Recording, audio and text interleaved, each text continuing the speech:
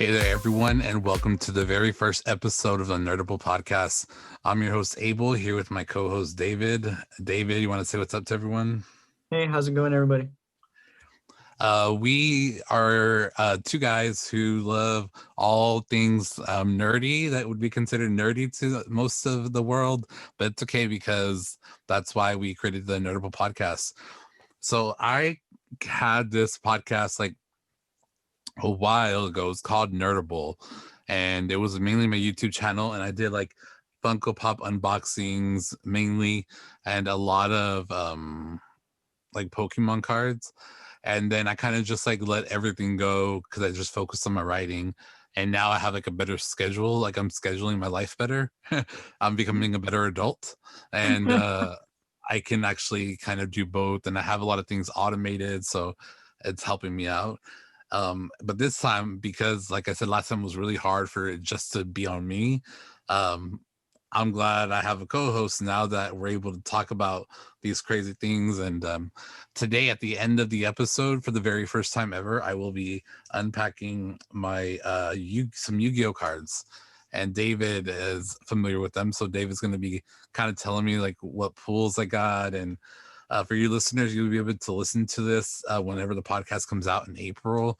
We're recording this, I guess, in the past for you, but we'll have the actual cards up on our YouTube channel.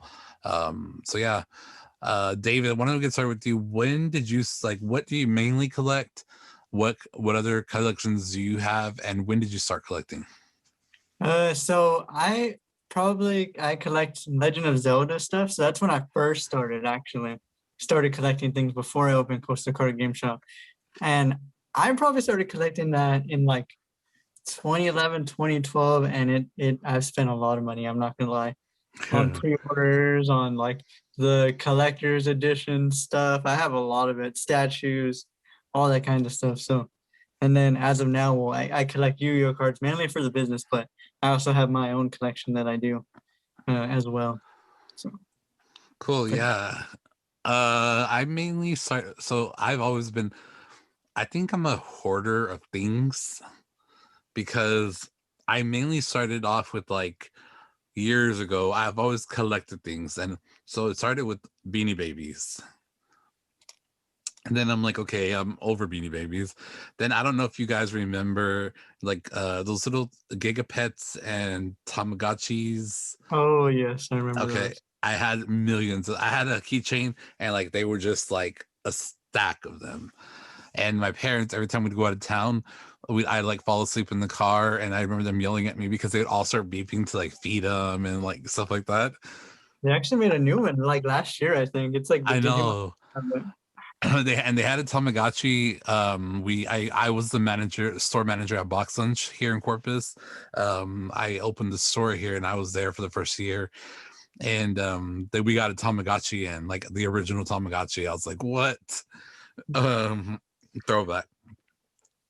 And then Pokemon cards. When I was like around, guys. I'm aging myself, but that first generation of cards that everyone is after now, I was there. I had the first edition Charizard holographic card. I had that.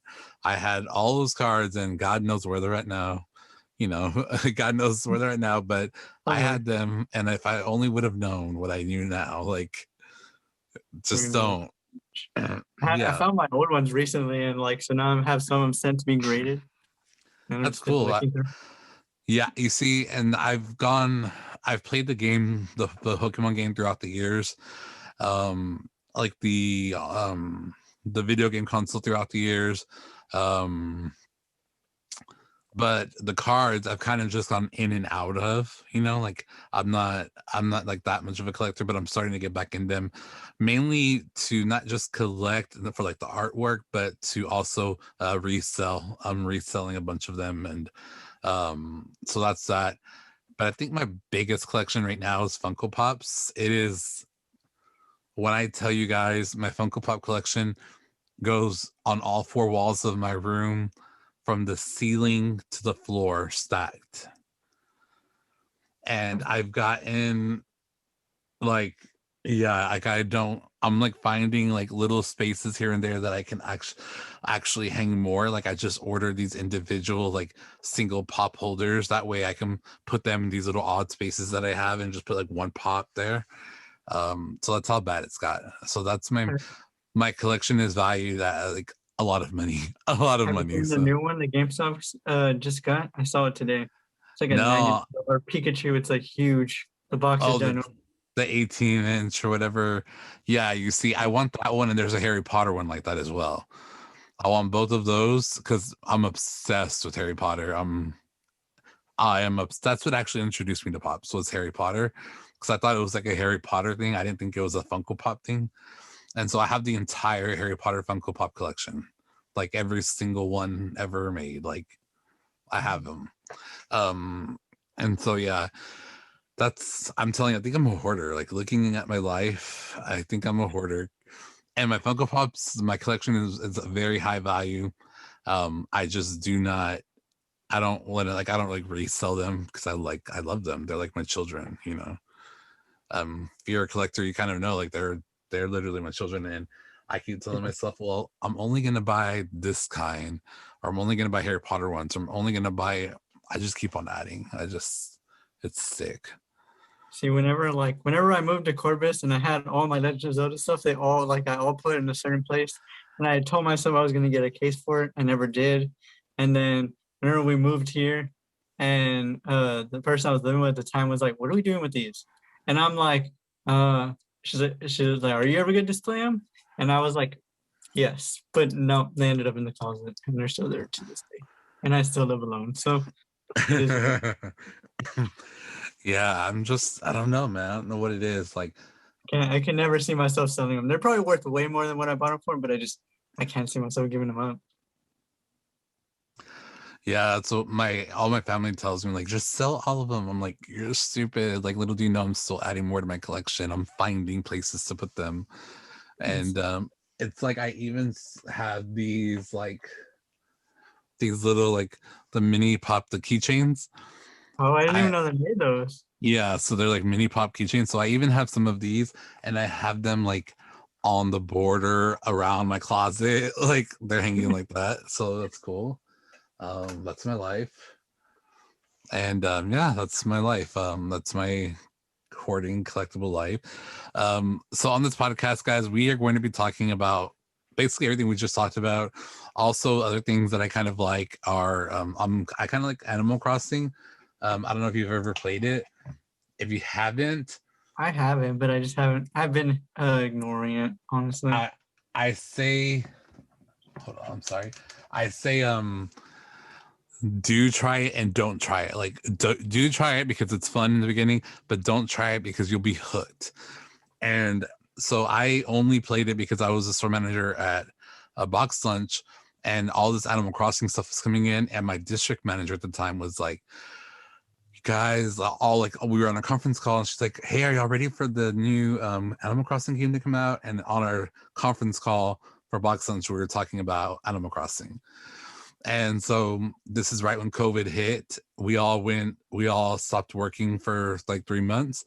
And so we had a store manager group chat about our Animal Crossings. Like all of us would like go to each other's islands, and it was just, I had like, I don't know how many hours put into it, but now my island's like perfect. So I don't play it that much because I'm done with it, you know? Um, but yeah, so I don't know. I'd give it a try just because it's fun. But again, I think it's just the obsessive like a part of me that when I get into something, I get obsessed with it. That's why I'm kind of scared about the Yu-Gi-Oh cards, Oh, because it's definitely it can become an addiction. I'm not gonna lie. I just like love, I don't know, it's just like this thrill. Um yeah, and also on this podcast we do have a YouTube channel, and on there I'll be posting like unboxings that I have of Funko Pops, also my online Pokemon online TCG card like pack openings. I post those there. Mainly I post those on Instagram because they're short videos. But if I have like the other day I had like a 10 pack opening, and it was less like 5 minutes long, so that was like a good YouTube video. Yeah, so we'll be having YouTube videos up, so make sure you check that out as well. I think David, you have your own YouTube channel though, right? Like, I do, but I never uploaded to it because for whatever reason, YouTube is not my friend. I'm gonna attempt it again, but we'll see what happens. So do Hopefully, you just mainly post on your Instagram? Instagram and Facebook basically has been Okay. my content for now until I get So YouTube so working. then we'll post your Instagram in the show notes so everyone can find you there. But yeah, so I guess let's get into this card opening. So it's gonna get a little bit weird here because I need to, this is gonna be a YouTube video, so I need to get my other, like my phone camera set up so I can record it better for the viewers on YouTube. And for you listeners, you'll be able to hear what I pull, and I'm going to show David and he's going to kind of tell me about the cards and stuff. So I have 5 packs of the Yu-Gi-Oh! Blazing Vortex. I guess that's just like this, what do you call it? Like collection. Yeah, that's like the new set that just came out in February. That one was, I think, February, what are we, 23rd? I think it was like this 16th, I want to say, for some reason that's in my head. I know the Okay. one that just came out was Ice Barriers. That was like the structure deck that just came out. And so Blazing Impact was before that one. That was the beginning of the month. Cool. So we're going to open up my very first pack here. All right. So I'm going to get it up. Can you see the card at all, or like the pack? Yeah. You still good? Yeah. All right, cool. So I'm going to first do it for the YouTube video. I'm going to flash through, and then I'll show David. David, you'll have to let me know. I'm like kind of anxious because I don't know what to expect. You know, like what's a cool card, and on with Pokemon, like I know, you know. So See, I love okay, Blazing Vortex. It was one of my favorite ones. okay. So the back is cool. Alrighty. So here we go. I'm going to show the YouTube camera, and then we're going to get back to. I guess I could say the name so you can kind of just know. Yeah. Neroy, the Dreammare Disciple. Reinforcement of the Army's Troops. That's a spell card. Linear Equation Cannon, a trap card. Ooh, that's a good one. Armed Dragon Lightning, another spell card. Okay, this looks like a holographic card. And it is 1 second. All right, 1 second. A maybe I don't know how to say this. I'm just gonna have to show it to you. Oh, Can material actor. I don't know. I don't know. Materia Actor Gigadra. It's like a dragon. It's like a holographic. I don't know too much about that one. See, that's Yeah, not. See, I guess that's one of the ones like from the set because this set threw me off because I knew what was in it, and then these random things just came popping at me, and I was like, "What are these things?" Like, I didn't know Sacred Tree Beast Hypertone was in there. I knew it was coming out, but it also is in there. For this set, you really want, in my so opinion, I kind of was biased, and I wanted all this armored dragons because those are the that's a cool looking card. I like the artwork. I like the holograph, the way it looks, and I'm gonna kind of hold it up for the YouTube video. It looks pretty cool. All right, next we got Dream Mare Recap, a trap card. The Fabled a bank. Looks like a beaver. Oh yes, I know that one. Okay. I got it. Virtual World Gate trap card. I'll show you because I don't know. Oh, that's a good one. Yeah, so the virtual gate that's actually probably one of the more desirable cards. They all got reprinted though. So people were excited because like virtual world is literally one of the top like decks in the whole world. And so when they got reprinted, everybody was excited because now they can actually buy it and it's not overpriced Cool. anymore. And then the last card in this pack is a Raging Storm Dragon. And it says Beaufort. Here, you can check that out. Can't see. Oh, I have that one actually. That one. I saw it here. That one, Raging Storm Dragon, Bearfort 9. Yeah. So that's cool. I like that. I like that hollow card. Oh, you got a hollow? That means it's weird. See, so I have it just the normal. just a normal version of it. That's what I Oh know. no, I'm talking about that other holo that I got. That was a cool card. All right, I'm opening the second pack. I got Fabled Marcosia. These names, man, they like hate me. The Fables. Oh, the Fabled. Yeah, the Fabled cards are one of those archetypes that was in here. It was Fabled, the Spriggans cards, and then you had like, of course, like the Armored Dragons, and then you had like the S Forces in there. That was also another archetype that Konami threw in there. There's like 5 archetypes in this set. There's a lot of them. There's this Parametaphors Mailcaster. It looks like someone riding like a rocket or something.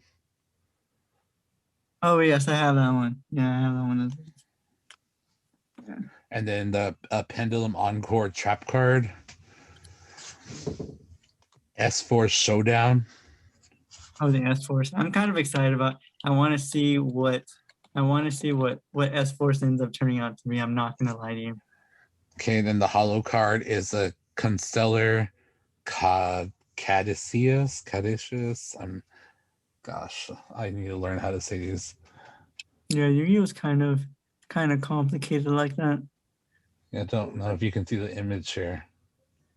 Oh, and that's one of the good ones actually. If I'm not mistaken, that's actually one of the ones that might be played with Virtual World.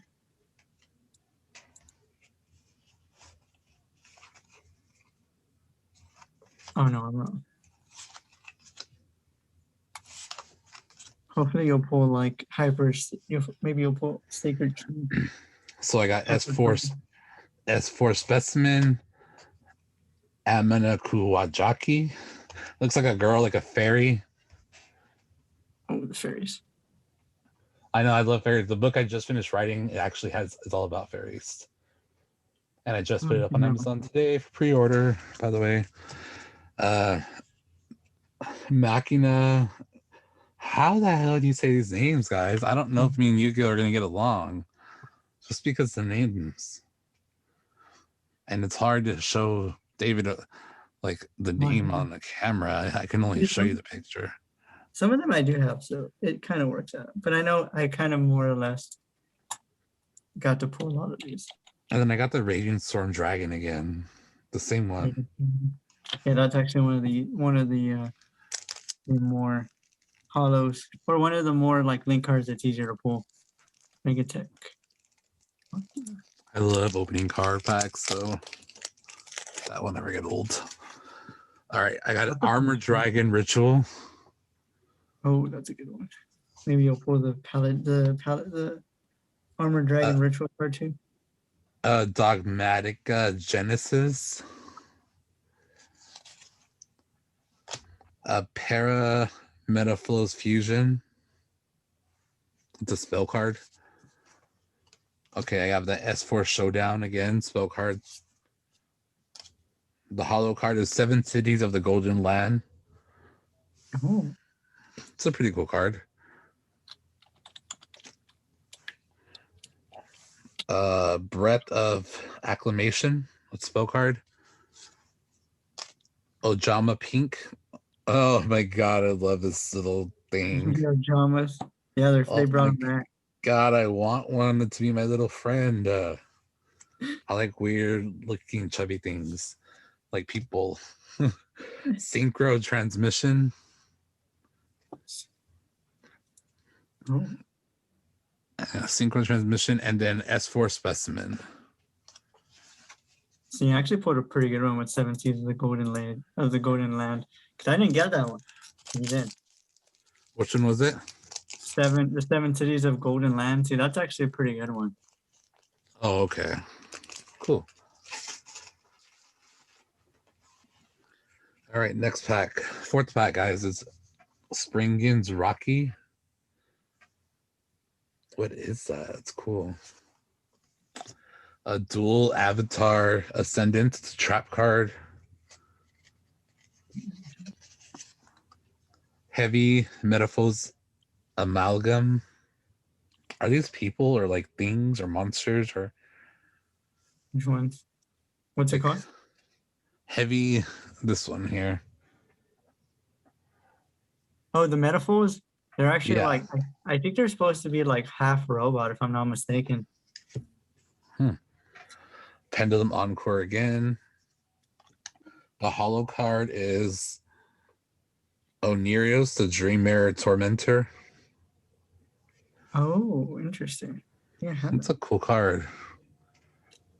Now, what do all these like? They have like these little on top of some of them. Like on this one, for instance, it has like a little circle with a star inside of it. Oh, those are the levels. So like those are like Because this one has that's like how a you lot. determine. Yeah, that's like it determines how many sacrifices generally. And I say that kind of like hesitantly because they don't always mean that. But in the regular Yu-Gi-Oh, when it was first made, the stars meant how many sacrifices you had to make. Now it's a little more complicated. Now it's a little more different when you start getting into star levels because then you can synchro summon, XC summon. So stars are actually a lot important, very important now. So depending on who monsters you Yeah, can there's that one has a lot. Oh, so then I got Dream Mirror Recap, trap card, S4 Specimen, trap card. This little beaver guy again. they would. I want one of those too as my friend. And a virtual world world gate. It's the same one as I got earlier. So last back here. Hollow. I really like the way the hollow cards, like the foil cards. They look really nice. I'm really hoping to pull ghost rares are gonna be amazing when they finally come out in that Ghost to the Past set. I'm so excited. So I got Neroy, the Dream Mare Disciple. Reinforcement of the Army Troops. Linear Equation Cannon. Armed Dragon Lightning. And the hollow card on this one is a Mater Reactor Gigaboros. It's pretty cool. It kind of looks like a Garrett, this looks like a robot version of Gyarados from Pokemon. Oh, I have that one. Material Actor, Giga Bruce. Yeah, that was actually one of the last cards that I pulled. And then I got Spring, the Iron Dash Dragon. He has a lot of stars too, or she, whatever it is. Breath of Acclamation, and then my friend again, Ojama Pink, and Synchro Transmission. So that is everything that I pulled. Dang, I was hoping you would have that. I was hoping that you would pull some of the, because like I didn't get to pull Armored Dragon level 10, and I was pretty sad about it. That's actually the most valuable card in the set. Really? Yes. So not sure how that YouTube video is going to come out. It looks like I'm gonna have to edit it a lot, so I am just going to do that separately and just show off the cards because I don't want to have to. Yeah, it's gonna be a lot of drama, that YouTube video. Those names, man, are hard to say. Like Yu-Gi-Oh players, what's up with that? Like, how do y'all say them? Like, it gets pretty wild. Some are like, I don't know, you definitely have to be way like I mean, you have to get into it. Like there are some cards that I've like pronounced on that I've like pulled and I'm like, I don't even know how to say that. What is this? But I don't know. This is a lot of drama though. What was out of some of these, like out of these cards, what would you say is like the best one that I pulled?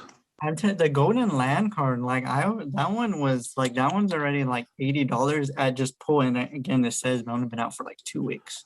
So, and it's mainly for like zombie players. So I'm kind of interested like what that's gonna look like in a few months or like a month or a week or so. Like what is that gonna look like? Like I'm like curious as to like I think that was probably like the best card that you pulled so far because I saw it and I was like, I've never seen that. I had to look it up myself because I was like, what is that? I didn't pull that. Oh, 7 Cities of the Golden Land. That's cool.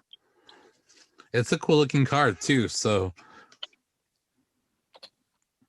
see that one's like 80 right now. And that one's like you can fusion summon one fusion monster from your extra deck using zombie monsters. So I'm trying to think in this set, what is a zombie card? Because usually like, or what that might be intended for.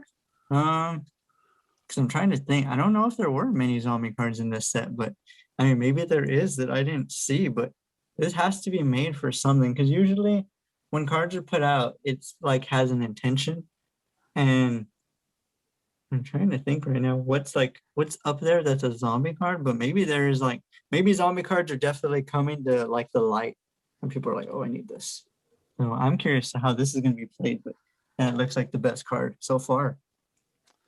That's cool. Like I said, I have more packs coming, so we'll have to you'll have to get on with me again so we can see like what's going on with all that.